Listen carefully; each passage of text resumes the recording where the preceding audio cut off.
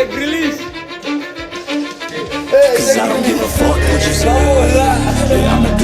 Siap kena ospek, Beckham Putra bertekad balas kepercayaan pelatih. Patrick Kluivert siapkan pengganti Sergio Ramos. Opsi skema skuad Garuda untuk hadapi Cina. Eric Thohir sambut peran penting semata-mata di skuad Garuda. Assalamualaikum warahmatullahi wabarakatuh. Patrick Kluivert siapkan pengganti Sandy Wells. Opsi skema Garuda saat menghadapi Cina.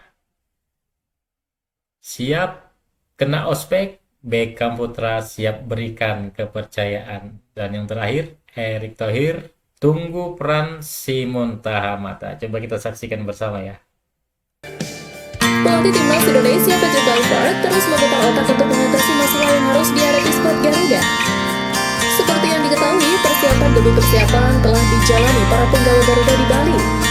Mulai dari pemulihan fisik, pelatihan perdana, hingga materi taktikal menjadi menu wajib bagi oleh Romli dan kawan-kawan.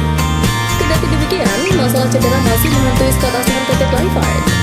Usai Septian Bagaskara yang harus digantikan Beckham Putra, kini ada satu nama yang berpotensi dicoret. Pemain tersebut ialah Sandy Wells yang dikabarkan mengalami cedera dan butuh waktu lama untuk kembali. Pelatih Yokohama F. Marinos memberikan sinyal bahwa pemainnya tersebut akan absen 6 hingga 8 minggu ke depan. Kondisi tersebut tentu membuat skuad Garuda harus segera mencari opsi terbaik karena waktu yang tersedia tidak banyak. Menanggapi hal itu, Patrick Kluivert menjelaskan bahwa kondisi cedera jadi faktor yang tidak bisa dihindari. Apalagi dia sudah memilih pemain-pemain yang dipanggil cukup lama dan telah melalui pertimbangan dengan tim pelatih. Sebagai solusi, juru taktik asal Belanda tersebut mengisyaratkan akan memanggil pemain baru.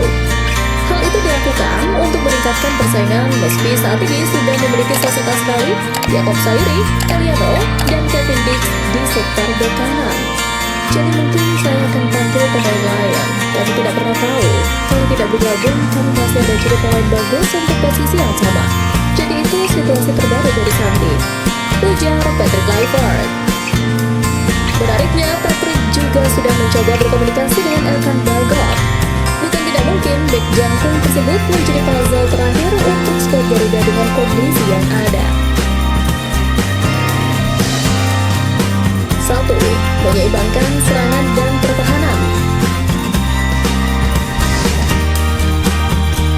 Pendekatan paling klasik namun efektif yang bisa diterapkan adalah formasi 4-3-3. Sistem ini memberikan kestabilan antara lini serang, tengah, dan pertahanan. Dengan menempatkan 3 gelandang di tengah, Indonesia bisa lebih mendominasi penguasaan bola dan mengatur ritme permainan. Ketangguhan Joy Balotelli bisa diandalkan. Sementara kecepatan pemain seperti Jacob Sairi juga memiliki peran penting.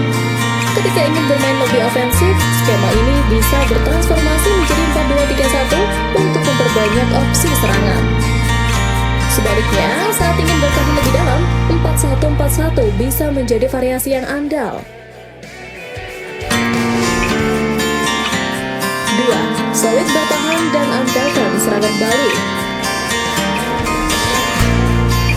Strategi ini pernah digunakan oleh pelatih sebelumnya Sintayong saat menghadapi tim yang sama.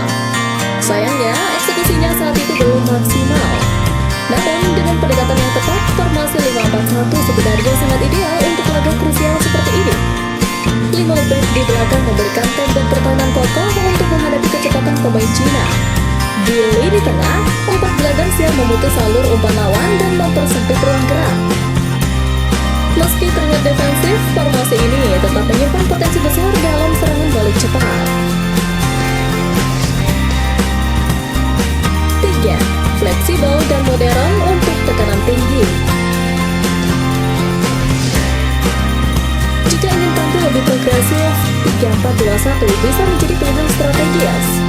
Ini adalah formasi modern yang mengandalkan pressing tinggi tanpa mengorbankan kestabilan lini belakang. 3 bek tengah berfungsi sebagai fondasi pertahanan kuat, sementara 2 wingback memiliki peran ganda dalam menyerang maupun bertahan. Kehadiran 2 gelandang serang di belakang satu striker utama memberikan dimensi baru dalam kreativitas serangan. Keunggulan utama formasi ini adalah fleksibilitas. Dengan penyesuaian kecil, Kluivert bisa mengubahnya menjadi 3-4-3 saat menyerang atau 5-4-1 ketika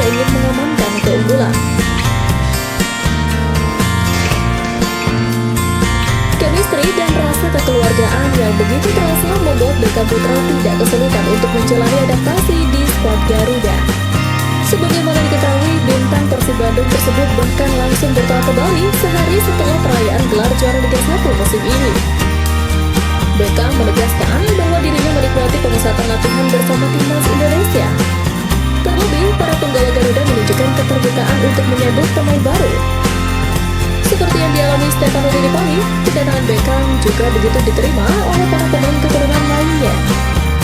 Jay Itzal sebagai kapten juga tentu dengan hati terbuka membuat Beckham nyaman berada di skuad Garuda. Sontak hal tersebut membangkitkan motivasi tersendiri bagi Beckham. Ia bertekad membalas kepercayaan Patrick Kluivert dan berharap bisa masuk dalam skuad final untuk melawan China dan Jepang. Tak heran jika Beckham bertekad memaksimalkan kesempatan emas yang didapatkannya. Sebab ini merupakan panggilan timnas Indonesia senior pertama kali sepanjang karirnya. Untuk bisa mewujudkan tekadnya tersebut, Beckham siap belajar kepada pemain yang sudah langganan masuk timnas Indonesia, khususnya pemain abroad.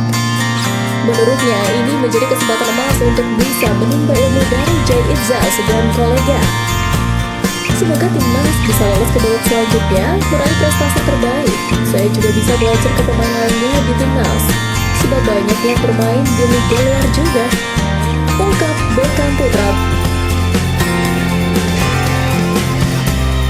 Di tengah pemusatan latihan skuad Garuda di Bali, peran Simon Tahamata lebih dari yang diprediksi. Seperti yang diketahui, PSSI mengumumkan Simon Tahamata sebagai Head of Scouting Timnas Indonesia pada 22 Mei lalu. Hal tersebut semakin memperkuat aroma Belanda di tubuh PSSI era Erick Thohir. Menanggapi hal itu, Erick Thohir mengakui bahwa masalah utama sepak bola Indonesia adalah scouting. Bakat-bakat di Indonesia memang melimpah, tetapi tidak terpantau dengan baik. Kehadiran Simon Tahamata diharapkan agar sistem pembinaan tidak terputus sampai ujung negeri karena kurang dipantau oleh jaringan pemangku bakat PSSI. Lebih dari itu, Simon Tahamata tidak hanya bekerja di dalam negeri saja. Legenda Ajax Amsterdam tersebut bakal membangun jaringan luas PSSI sampai luar negeri. Nantinya, mereka akan mencari bakat-bakat diaspora untuk bisa membela timnas Indonesia di masa depan. Nah, artinya dengan pembinaan ini berjalan, talentanya ada. Om tim Simon akan bantu tim scouting. Ada yang di luar negeri, ada yang di dalam negeri untuk melihat siapa yang bisa masuk ke talenta full untuk timnas. Ujar Erick Thohir. Rencananya, Simon Tahamata dijadwalkan untuk mendarat di Indonesia pekan ini untuk memulai tugasnya sebagai kepala pemandu bakat timnas Indonesia. Legenda Ajax Amsterdam tersebut juga bakal memantau pemusatan latihan skuad Garuda